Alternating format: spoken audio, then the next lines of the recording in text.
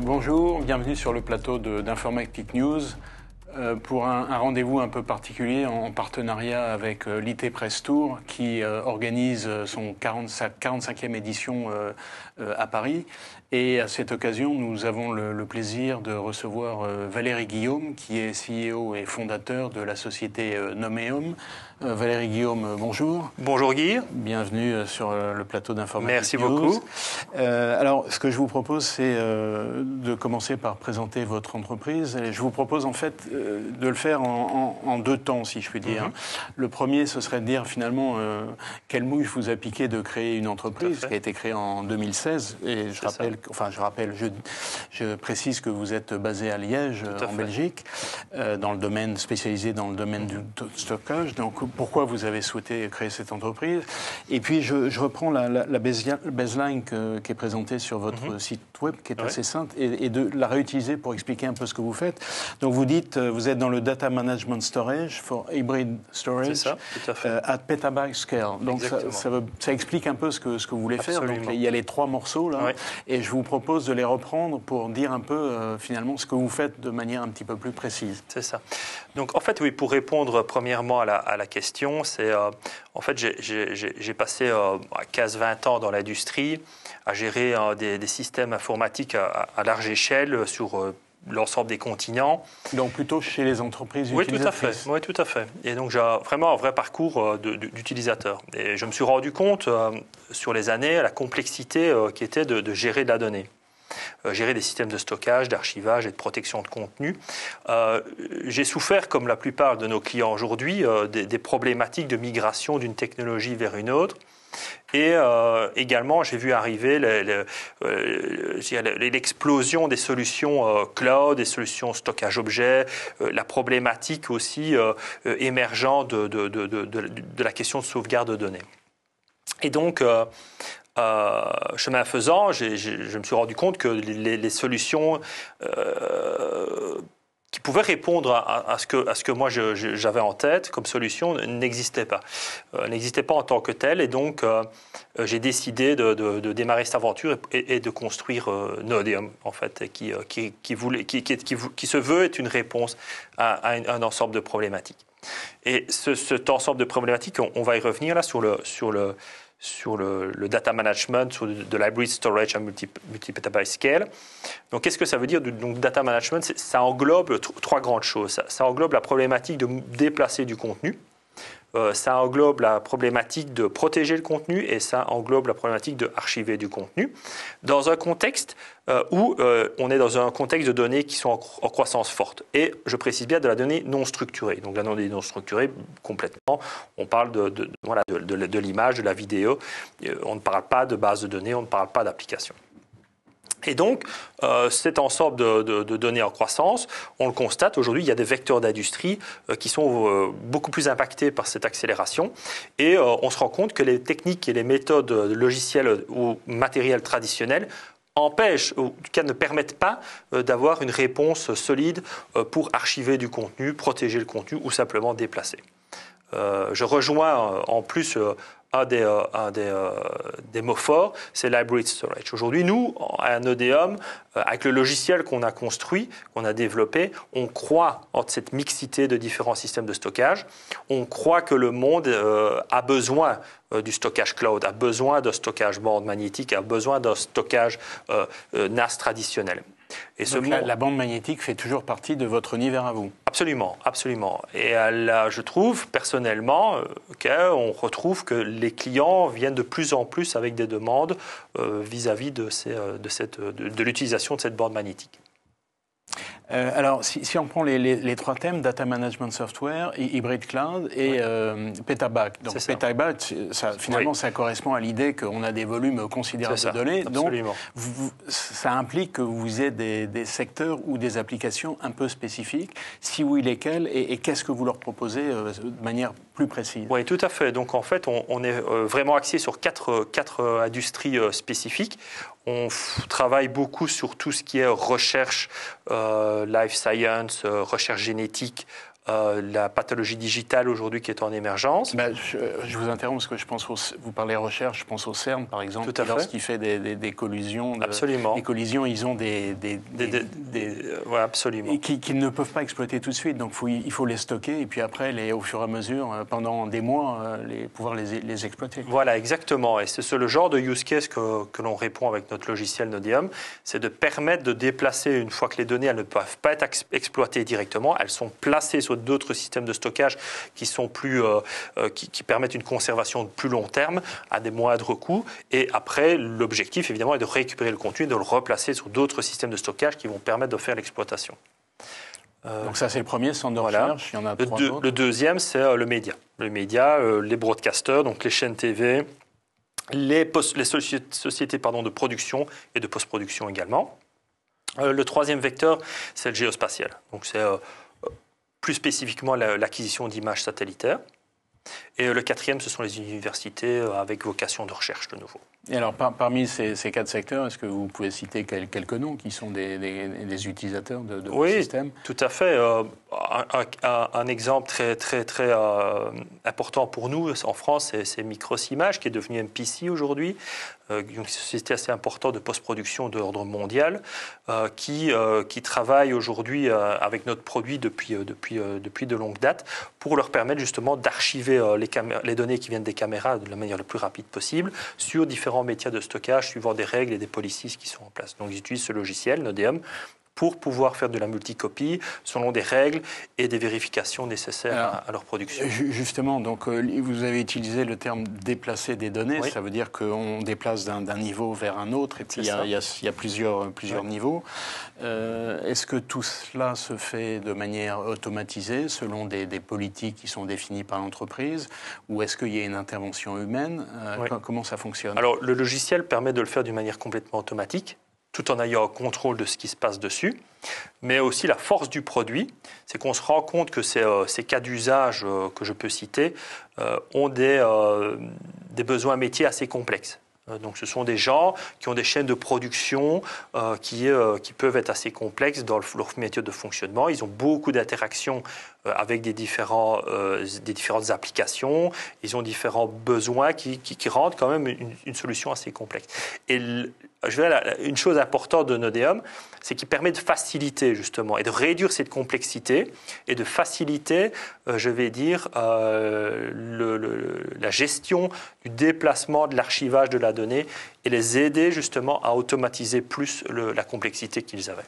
Donc votre activité, c'est uniquement de développer, de vendre du logiciel, mais pour les mettre en place, ces logiciels, il faut aussi du service pour accompagner, pour expliquer à l'entreprise comment le faire. Est-ce que ça aussi, vous avez une partie de votre activité qui fait ça, ou est-ce que vous avez des partenariats avec des intégrateurs qui eux, le font en votre nom ? Donc nous, effectivement, on est éditeur de logiciels. Donc nous, notre travail, c'est vraiment de développer le logiciel. On est très proche de nos clients par le fait qu'on veut comprendre leurs besoins, on veut comprendre leur cas d'usage et s'assurer que nous, on va pouvoir fournir le logiciel, je dirais, qui va répondre au mieux à leurs besoins dans l'implémentation. Et effectivement, par après, là, on va se reposer sur des distributeurs ou des partenaires, je dirais, proches du client pour pouvoir assurer aussi l'implémentation et, je dirais, l'intégration de la solution au sein des infrastructures. Alors, si on parle du marché français, qui sont ces partenaires, par exemple ? Alors, on travaille avec la majorité des partenaires dans le stockage. Donc, on a plusieurs personnes sur le territoire sur qui on peut se référer. Je peux citer quelques noms. On peut penser à StoreData, on peut penser à Madeo, on peut penser à Fidis. Voilà, ce sont des Donc c'est plutôt des gens qui sont spécialisés sur le stockage. Ce n'est pas les grands intégrateurs, style Atos, Capgemini, etc. Non. C'est des gens qui sont... Des gens, exactement, qui sont spécialisés vraiment dans des problématiques de gestion de données, de gestion de stockage, avec des vraies problématiques d'archivage. Donc on cherche vraiment des sociétés à valeur ajoutée qui permettent de bien comprendre le besoin du client. D'accord. Alors, sur votre site, vous mentionnez 6 principaux défis Oui. Donc je les cite rapidement. Explosion des données, non structurées, vous en avez parlé. Accéder aux données rapidement et facilement, donc ça c'est clair. Mettre en œuvre des politiques de sauvegarde à long terme, vous l'avez dit aussi. Garantir la sécurité et l'intégrité des données, donc ça c'est la protection. Protéger contre les ransomware et réduire la consommation d'énergie. Alors on ne va pas les reprendre tous parce que ça ferait un peu long, on va reprendre les deux derniers. Oui. Les ransomware, qu'est-ce que vous proposez comme solution pour se protéger des ransomware? C'est quand même aujourd'hui une des principales menaces. Toutes les semaines, on fait un résumé de l'actualité et il y a quasiment un événement dans ce domaine toutes les semaines. Donc qu'est-ce que vous proposez et pourquoi ça fonctionne? Donc effectivement, le ransomware, c'est une vraie problématique qui est mondiale aujourd'hui. Et on se rend compte que, d'autant plus, je dirais, le besoin, en tout cas la pertinence de produits de data management tels que Nodium a toute son importance. Parce que ça permet justement, notre solution permet justement d'apporter une sécurité et une facilité, une sécurité dans une des protections que nous on estime la plus importante contre le ransomware. Et celle-là, c'est quoi? C'est d'avoir la capacité à gérer plusieurs copies de sa donnée sur des médias différents. Donc ça veut dire quoi? C'est la règle 3.2.1 là. Effectivement, c'est cette 3.2.1, tout à fait. Et on va même plus loin, donc la 3.2.1, et on veut aussi, on se rend compte, ça en parlant aux clients, c'est qu'ils veulent également faire ça sur des technologies différentes, des médias différents. Donc on se retrouve, c'est vrai, confronté à des besoins, des demandes des clients qui disent: moi aujourd'hui, voilà, j'ai des données qui arrivent sur mon stockage fichier NAS traditionnel. Moi, je veux quand même une copie sur un stockage objet, et moi, je veux une copie aussi sur une bande magnétique. Voilà. Et donc aujourd'hui, on se retrouve avec des cas d'usage où le client, en tout cas, a une sécurité dans le sens où il a 3 copies de sa donnée sur 3 technologies différentes qui ne sont nativement pas construites, en tout cas, ou pas, qui n'ont pas de vocation à dialoguer ensemble. Et même aller plus loin, la TEP, on peut la prendre, la sortir et la mettre sur son étagère, et on est sûr que là... Et donc c'est là, à moins de la voler... Absolument. Absolument. Donc pour nous, déjà, c'est la protection numéro 1. C'est de s'assurer d'avoir multicopie. Et multicopie aussi qu'on ne peut pas qu'on peut pas facilement, en tout cas, accéder, évidemment.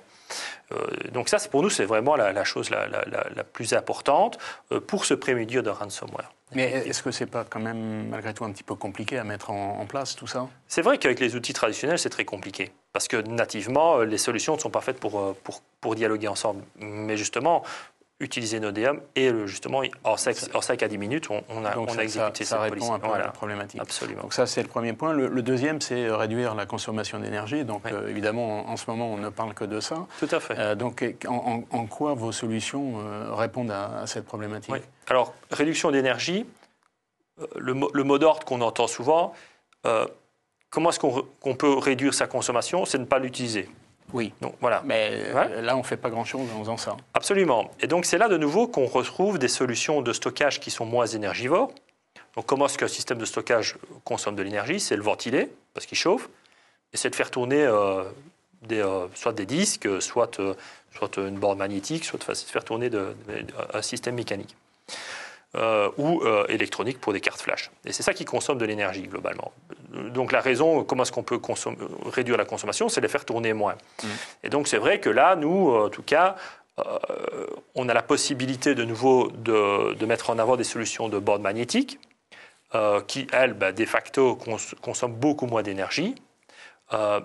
Deuxièmement aussi, on a des intégrations avec des partenaires qui permettent aussi de couper les disques durs et de les ralentir, je dirais, le spinning des disques, justement pour réduire la consommation et puis de réactiver le spinning. Et donc, de nouveau, ces solutions-là sont fantastiques, mais si on les prend à part et qu'on veut les intégrer dans une infrastructure existante, la question est, oui, mais comment est-ce que moi je vais chercher de la donnée hors de là, et comment est-ce que je vais l'envoyer dedans, et comment est-ce que je la récupère? Donc, de nouveau, Nodium est la réponse pour cela, parce qu'on a un système qui permet de cataloguer l'ensemble des données, et donc à travers un portail qui est assez modèle self-service, on peut aller récupérer des données, même sur des volumes qui sont hors ligne. Donc les bornes magnétiques, par exemple, sont cataloguées dans le contenu. On sait ce qu'il y a dessus, même si elles sont hors ligne. Et donc, on a tout un process qui permet d'aller, évidemment, les récupérer. Bon, on ne va pas les chercher, évidemment, sur l'étagère manuellement. Ça, le software ne sait pas le faire. Il y a comme une intervention qui est nécessaire. Et dans le cas des solutions à spinning disk, également, Les données sont cataloguées et le workflow peut aller récupérer les données facilement, en tout cas sur ces solutions qui sont moins énergivores. Où est-ce que vous vous situez dans la tendance cloud qu'on connaît depuis 10 ans maintenant et qui va se poursuivre? Est-ce que les opérateurs de services cloud sont déjà des clients de Nodeum ou est-ce qu'ils vont le devenir rapidement? Donc pour nous, les opérateurs cloud sont une partie de l'équation. Donc tout DSI, en tout cas tout directeur informatique aujourd'hui, doit prendre en compte ce paramètre. Et donc la question qui se pose, souvent on l'entend, c'est on va vers le cloud. C'est le message numéro 1. Bon, après, les équipes qui sont juste en dessous, la question qui se pose, oui, d'accord, comment est-ce qu'on fait? Comment est-ce qu'on fait en pratique? Ce n'est pas si facile que ça. Et donc Nodeum peut être une réponse pour aider justement les entreprises à gérer leur transition des données qui sont ce qu'on appelle on-premise, qui sont dans leur mur, vers du cloud et vice-versa. On n'est pas du tout, nous en tout cas, parce qu'on consulte, on parle beaucoup avec les clients et le marché, on ne voit pas, et encore moins en Europe, une transition massive vers le cloud. On voit d'ailleurs les premiers early adopters qui sont partis vers le cloud, qui ramènent de la donnée aussi.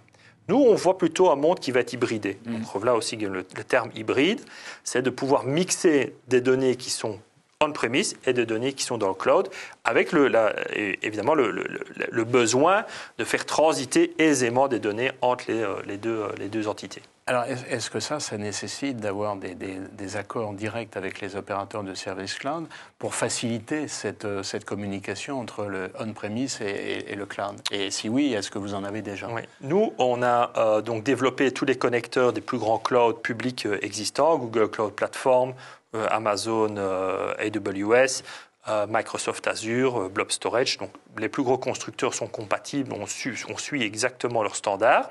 Donc, on a une compatibilité à 100% sur ces différents cloud providers. Qu'en est-il des opérateurs régionaux? On peut qualifier de régionaux comme OVH ou Scaleway, par exemple, et il y en a quelques autres. Alors, les opérateurs régionaux, à 99% vont suivre le standard S3 Amazon comme système de stockage. Donc, de fait, par déclinaison, ils sont dans... Exactement.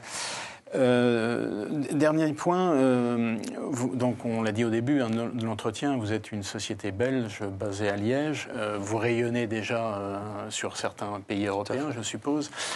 Quelle est votre stratégie de développement à l'international?